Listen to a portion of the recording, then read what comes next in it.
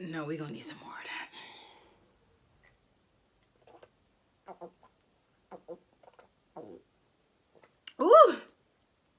Hey, what's up? Welcome to my channel if you're new. Welcome back if you're true. I'm Dara, real estate investor, entrepreneur, and consultant out of Atlanta, Georgia. This video is going to be a story time of my very first tenant experience. You guys, I was just a brand new real estate investor, first time landlord, and you're not going to believe what all happened in year one of being a landlord at the tender age of 20 something. Okay, listen.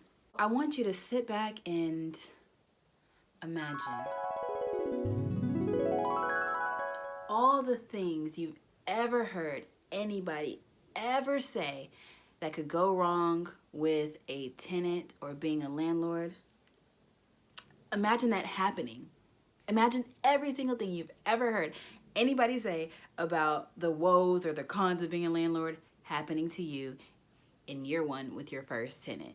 What do I mean? Clogged toilets, roaches, death, drugs, like missed payments, like everything you can think of. Just ball it all up, tie it with a bow, and put it on my front door step and say, ding dong, that's your tenant.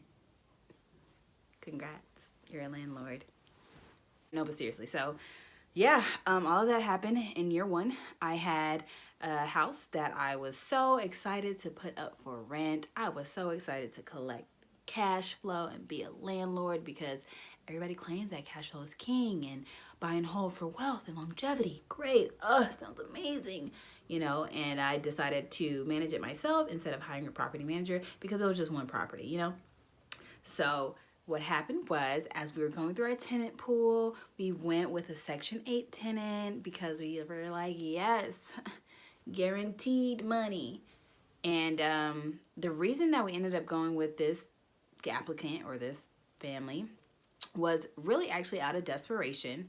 To be 100% honest and to keep it a buck with you, it was out of desperation because we were just like, oh no, you know, we had a mortgage to pay for this house, and we just didn't want it to sit for too long. So first things first, don't ever act out of desperation. And now I learned that I would rather have my property vacant for 3, 4, 5, 6, 7, 8, 9, 10, 11, 12 months before I put in triggered.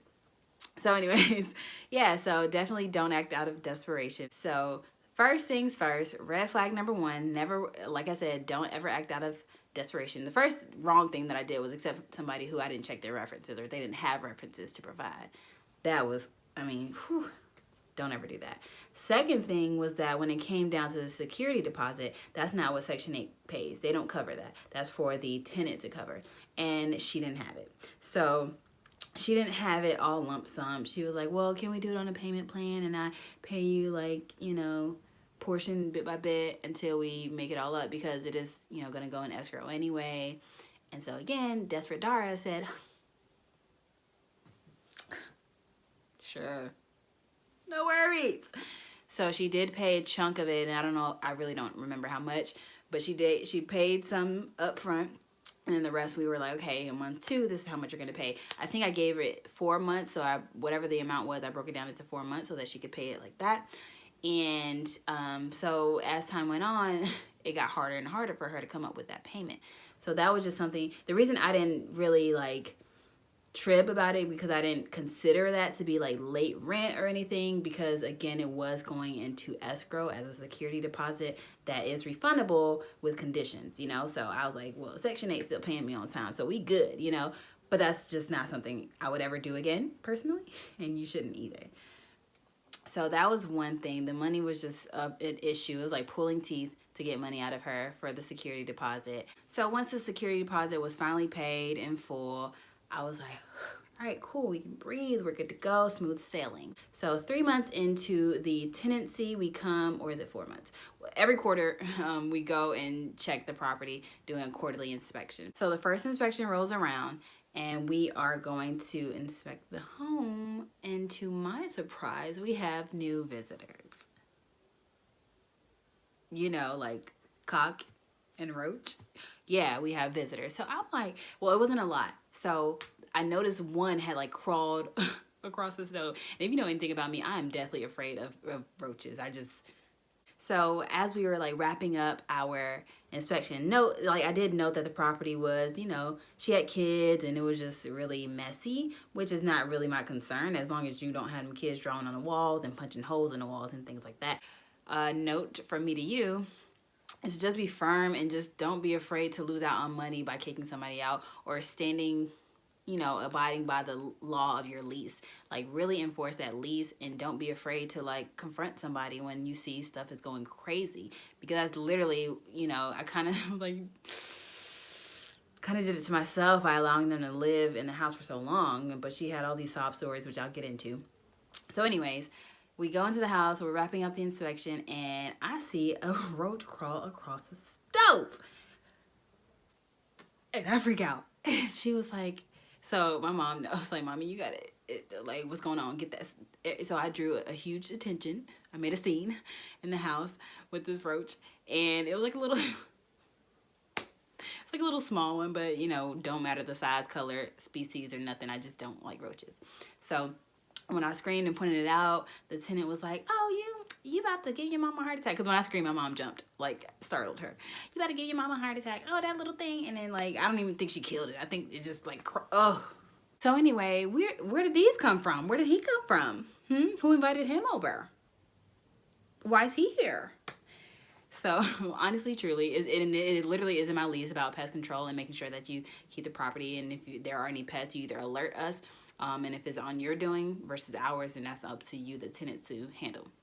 But Desperate Dara, it's like not even desperate anymore. I just didn't enforce, like we just did not, So, and as time went on, it got worse. And these were German roaches. I want you to take a minute to go and Google, if you're bold, go Google what German roaches are, because it's something I've never seen in my life.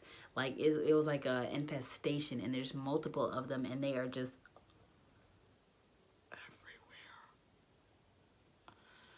everywhere. That exterminating bill was not pretty. So that was after inspection number 1, when honestly, truly, she should have been, you're out. You're out. That's what it should have been. But that wasn't the case. So that to me, because it was like when I saw it, it was 1. And then the reason I told you that it multiplied is because by the end of it all, like by the time she moved out, it was like they were everywhere.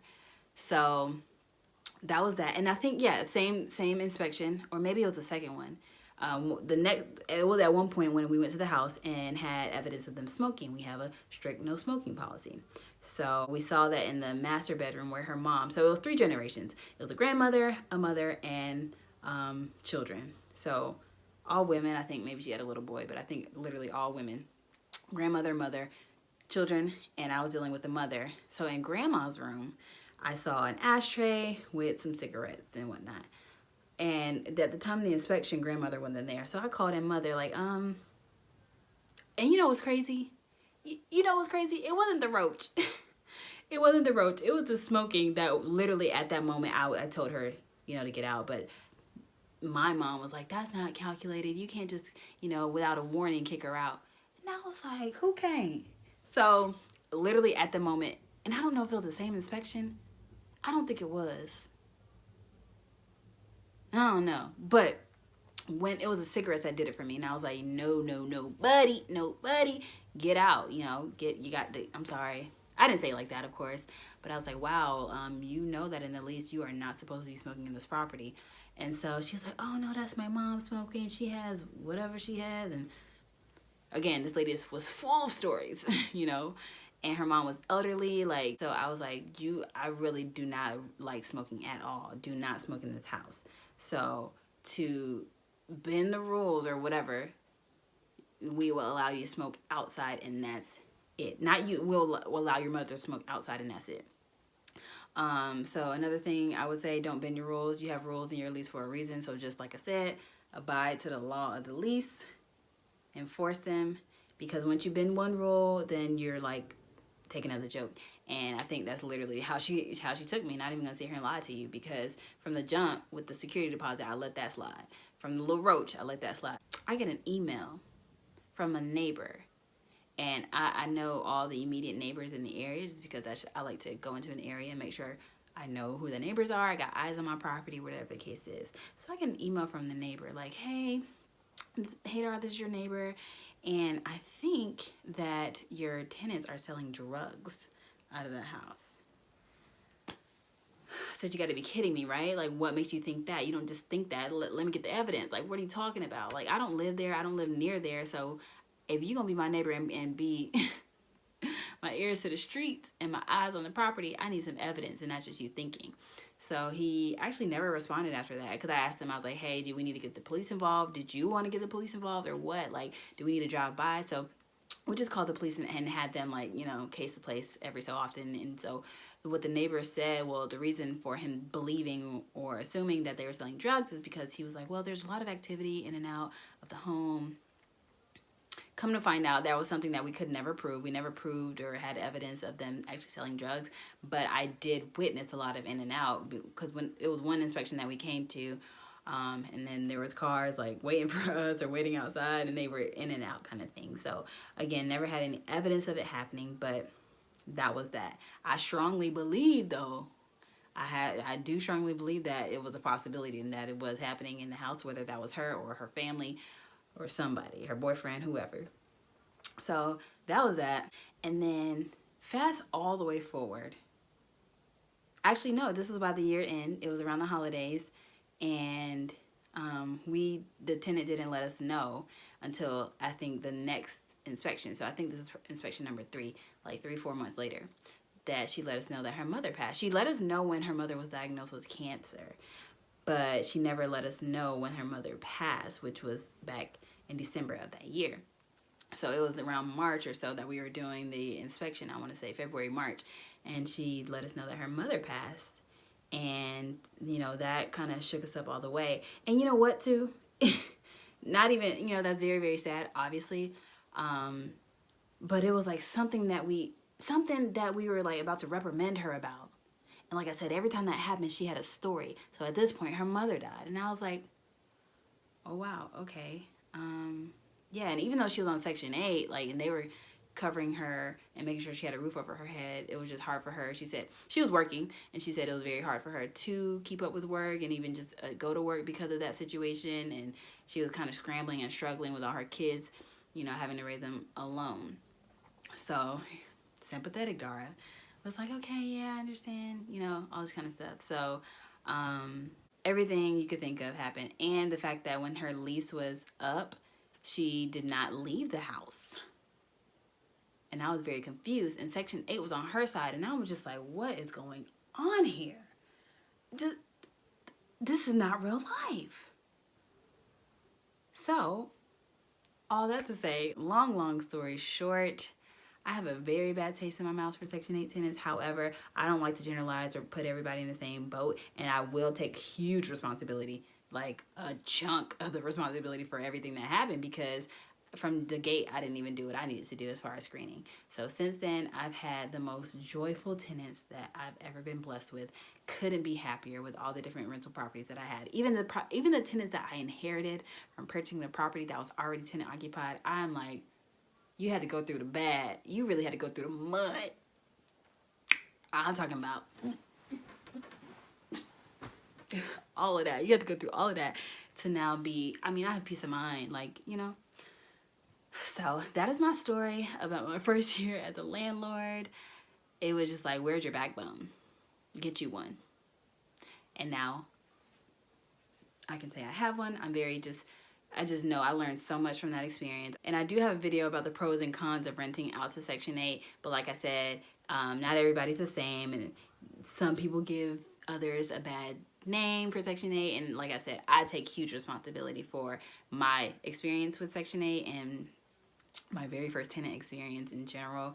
And I hope that this story was slightly entertaining, if anything, or also informative too. So if so, go ahead and give me a thumbs up.